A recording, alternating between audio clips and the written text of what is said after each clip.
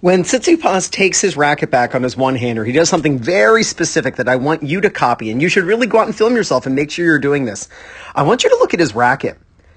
Very few players in the world, even pros, do this, and I absolutely love the fact that he has his racket face ever so slightly closed. Typically with recreational players, you see the racket either like slightly open or just absolutely wide open, and the strings are facing the sky, and it's a complete problem because then it's so tough to close the racket face.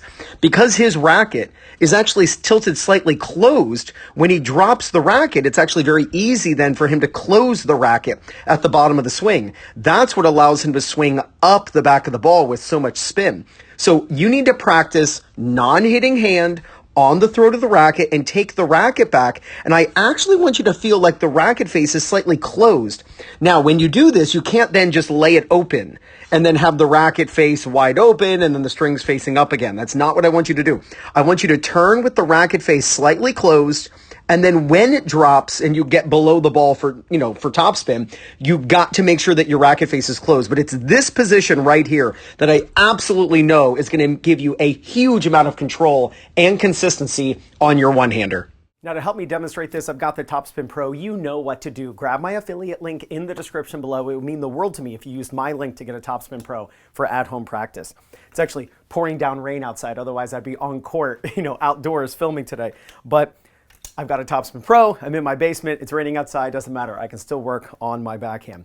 So a big and common mistake that players make, and it's absolutely detrimental to the consistency of your one-hander as a club player, is if you turn and the racket face is wide open on the one-hander. It typically leads to the racket then falling on edge and then having to pull across as you hit. The ball travels like a frisbee, like it's got side spin and the ball just carries long.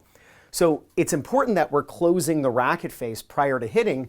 That's what's going to allow us to swing up the back of the ball for control. Now, the way to actually get into this closed racket face position consistently as a recreational player is to try to have the racket as straight up and down as possible. I've made videos on this before, especially showing Stan Wawrinka, how his racket was ever so slightly open, but then he was able to close the racket face.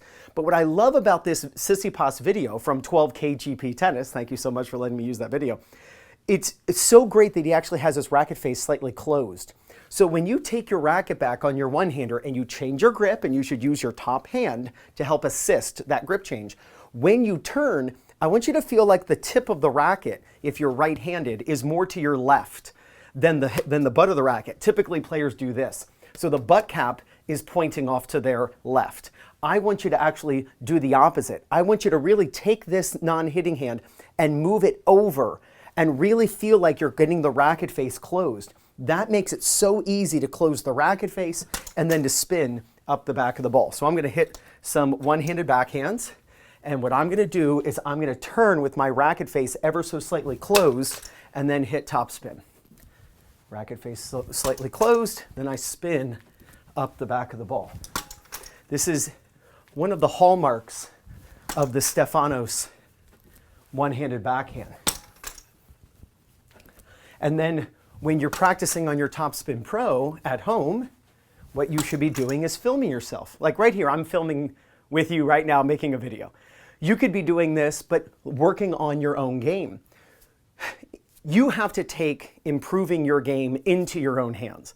And what does that mean? It means you acquire knowledge and then you apply it, right? So you acquire and you apply it. And what you do is you double check. You make sure that you're doing it right. In the morning we look in the mirror just to make sure we look okay, before we go out into the world. It's no different. Like, we got to check to see what we look like. And when you turn, if your racket's like this, I'm telling you, this is going to be an absolute one-handed backhand killer as a recreational player. Work on getting that racket face ever so slightly closed. That allows you to easily close the racket face. When the strings are closed, it's so easy to spin up the back of the ball. Now, if you're looking for ways to improve your one-hander even more, if you're looking for new people in your local area to compete against, practice with, maybe even find a coach who can help you work on this Stefanos turn, then I want you to use my link in the description below, playyourcourt.com/2minutetennis. They pair you up with evenly matched people you don't even know who are close to you, who are dying to play with you, and you don't even know they're 3 blocks over, right? You don't even know that they're there. But if you go on playyourcourt.com/2minutetennis, you can find them. And when you use my link, you get 50% off when you join. Work on the Stefanos turn where the racket face is ever so slightly closed, making it very easy to close the racket prior to contact and spin up the back of the ball. And there's no doubt you're going to gain confidence, win more matches, and play much better tennis. This is Ryan Reedy from 2minutetennis.net. You got this.